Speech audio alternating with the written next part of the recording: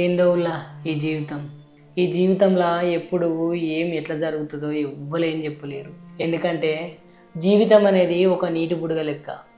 నీళ్ళు ఉన్నప్పుడే ఆ నీటి బుడగ మంచిగా పెద్దగా అవుతుంది. నీళ్ళు లేవనుకో ఆ నీటి బుడగ పట్టు అని పేలిపోతుంది. మనిషి జీవితం కూడా గంతేనులా.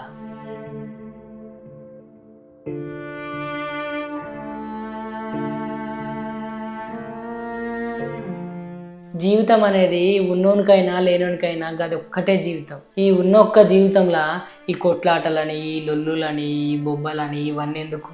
మనుషులం అందరము ప్రశాంతంగా ఉండాలి. ఈ ముచ్చట నేను ఇప్పుడు ఎందుకు చెప్తానంటే ఒకసారి చూడుర్రి.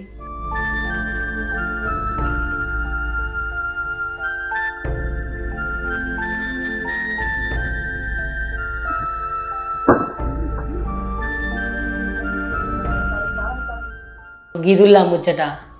పాపం గా అన్న ఏం చేసింది ఎరికేనా? ఆయన మెడికల్ షాప్లోకి వచ్చిన ప్రతి ఒక్కరికి మందులు ఇచ్చుకుంటా వాళ్ళతోటి మంచిగా మాట్లాడుకుంటా అయిన పని ఆయనే చేసుకుంటా పోతాడు.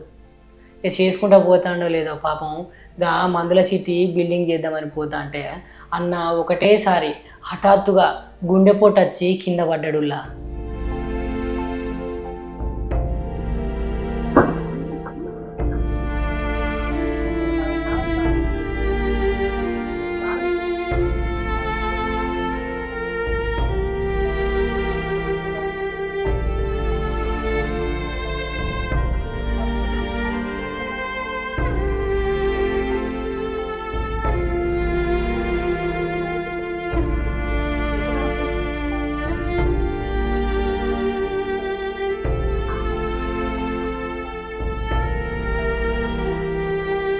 ఈ ముచ్చట ఎక్కడ జరిగిందంటే మన మేడ్చల్ జిల్లా ఉన్నది కదా నుల్లా.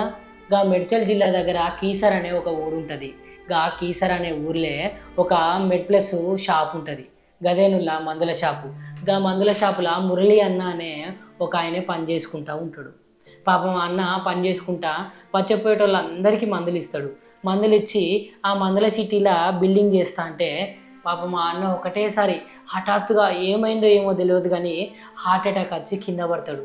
చూసిర్రా? హార్ట్ అటాక్ వచ్చి కింద పడటతోటే ఆ అన్న అక్కడికక్కడనే మరణిస్తాడులా. పాపం పక్క పంట ఉన్న అన్ననైతే ఆయన సహాయ శక్తుల ప్రయత్నిస్తాడు. చేతిలో తాళాలు పెడతాడు, పక్క పంట ఉన్న కుర్చీ పెడతాడు. అయినా కూడా ఆ అన్న బతకలే.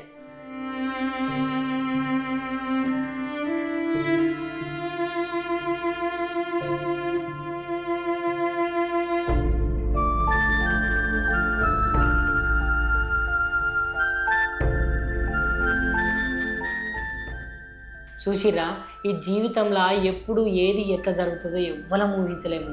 మనకు నూకలు ఏడు వరకు రాసి పెట్టుంటే ఆడి వరకే బతుకుతాము. ఇట్లాంటి జీవితంలో అన్ని కొట్లాటలు, ఈ భూమి నాది, ఈ జాగా నాది, ఈ కథ నాది, ఈ కార్ఖానా నాది అంటే కుదరదుల్లా. ఎందుకంటే దేవుడు ఎంతవరకు మనకు బతుకు అని చెప్తాడో అంతవరకు దాకానే మన పానాలు ఉంటాయి, కానీ మిగతాదంతా ఆ దేవుని చేతుల్లోనే ఉంటుందిలా. కాబట్టి మనము బతికినన్ని రోజులు మంచిగా బతుకుతే చాలునుల్లా.